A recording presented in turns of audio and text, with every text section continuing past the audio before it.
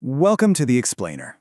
All right, let's just jump right into it. Today, we're breaking down a story that's been making some massive waves in local news. Specifically, those recent headlines about Hounslow councillors planning to raise their own allowances. This includes a really headline-grabbing £75,000 package for the council leader. Now, if you've been seeing these numbers floating around and wondering how on earth local government finance actually works, you are definitely in the right place. We're going to unpack the data visually so you can see exactly where these figures are coming from. You know, this news has caused quite a stir across local media, and quotes just like this one have been completely dominating the conversation. But to truly understand what's happening here, we need to look past the initial shock value of that headline. I mean, what is the full context driving these numbers? How does a council justify these increases, and what does the fine print actually say? Well, we're going to strip away all the politics today and just look at the raw facts. So, here's our roadmap for today's explainer. 1. The 75K allowance headline. 2. A budget for the future. 3. Inside the allowance scheme. And 4. The law behind local finance. Let's get to it. Okay, Section 1. The 75K allowance headline. Let's dive straight into the numbers that literally everyone is talking about, as deeply reported by outlets like Londoner.news. Here's the biggest headline number. £75,000. This is the proposed total allowance for the council leader, Councillor Shantanu Rajawat. Now, what's really fascinating about this is the reasoning behind that exact figure. According to the council's new structure, this £75,000, which, by the way, is a jump of over £15,000 from the previous rate, is based on the expectation that the council leader role is a full-time, 5-day-a-week commitment to the council. But it's not just the top role seeing a change. The basic allowance for an ordinary councillor is also jumping up. It's moving from the old rate of £13,500 up to a new flat rate of £15,000. This basic tier is meant to cover an expected one-day-a-week commitment to working for their local ward and constituents. Everything else kind of just scales up from this baseline. And this perfectly illustrates the ripple effect of this new policy. The council's finance lead, Councillor Max Mosley, actually stated that the old system was outdated, confusing, and lacked transparency. So the goal here is standardization, basing pay strictly on hours worked. But as you probably know, when you standardize something, you naturally create winners and losers. The council leader, cabinet members, and minority party leaders, they're all seeing increases. On the flip side, and this actually might surprise some people, positions like the audit committee chair and local area forum chairs are seeing a reduction in their pay. It is a complete structural overhaul. Moving right along to Section 2, a budget for the future. To really wrap our heads around this local government decision, we have to look at it side by side with Hounslow Council's broader financial roadmap, because while politician allowances are going out, the council's official press release leans heavily into their large-scale public investments. Just look at these figures. They are injecting £32 million into housing estate improvements in 2026-27 alone, with a goal of £150 million by 2030. Plus, there's £11 million for children's accommodation and over $4 million for family support hubs. The council is essentially arguing that while administrative costs are being adjusted, the lion's share of the budget is being heavily pumped straight into local infrastructure and social care. In fact, Council Leader Shantanu Rajawat defends the overall budget as a protective measure for residents during a period of pretty intense national economic pressure. The council maintains that this budget is really all about keeping a strong financial footing for the borough while still delivering those essential services we all rely on. All right, Section 3, Inside the Allowance Scheme. Let's peel back the curtain a bit and look directly at the primary source document governing these payouts. The absolutely crucial point here is understanding the difference between basic pay and extra pay.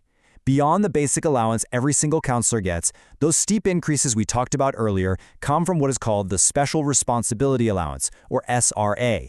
As you can see defined here, this is an additional payment strictly for members taking on significant extra duties. Think chairing a committee or being a cabinet member. What we're looking at here is the actual engine of the policy, Appendix A from the Council's Members' Allowance Scheme. This raw document outlines every specific role and its corresponding monetary value. Just a quick note that these are the baseline figures before the new 2026-27 uplifts are applied, but it gives you a really clear picture of exactly how the Council categorizes its leadership hierarchy. When you actually break down those raw numbers into structured tiers, the whole hierarchy snaps into focus. Compensation scales up based strictly on the level of political responsibility. A cabinet member, who is expected to work 3 days a week, makes significantly more than the baseline, while the leader of the opposition also receives a designated SRA to make sure minority voices are compensated for their leadership roles too.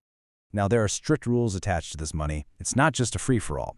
The document mandates that allowances are paid monthly and explicitly forbids double-dipping. That means no member can receive more than one special responsibility allowance, even if they hold multiple qualifying roles. Furthermore, these payments are fully subject to income tax and national insurance. Interestingly enough, the scheme also provides a dependents' carers allowance paid at the London living wage. This is a measure specifically designed by London councils to reduce financial barriers for everyday citizens who want to step up and enter public service. Which brings us to Section 4, the law behind local finance. So you might be wondering, how does a local council actually have the legal authority to set its own pay and manage these massive multi-million-pound public budgets? Well, it all traces back to a timeline of national legislation, starting with the 1972 Local Government Act, which laid the groundwork for proper administrative affairs. Then the 1992 Finance Act allowed councils to raise local council tax. Skip ahead to the 2003 Act, which granted borrowing powers under a prudential framework. And finally, the 2011 Localism Act was a total game changer. It granted councils a general power of competence, which essentially gave them the legal capacity to do anything not specifically prohibited by other laws. But of course, with great power comes great oversight. The 1972 Act requires what is known as a Section 15 officer. You can think of them as the council's ultimate financial referee. This is a mandatory, specifically named official within the council who holds overall statutory responsibility for the administration of the council's financial affairs. They are the ultimate safeguard, ensuring that any money spent, including these newly standardized allowances, is legally, prudently, and transparently managed. And you know, transparency is actually baked right into the law here. Under the 2015 Accounts and Audit Regulations, councils have a strict legal duty of transparency. They're required to prepare and publish annual financial statements alongside an annual governance statement.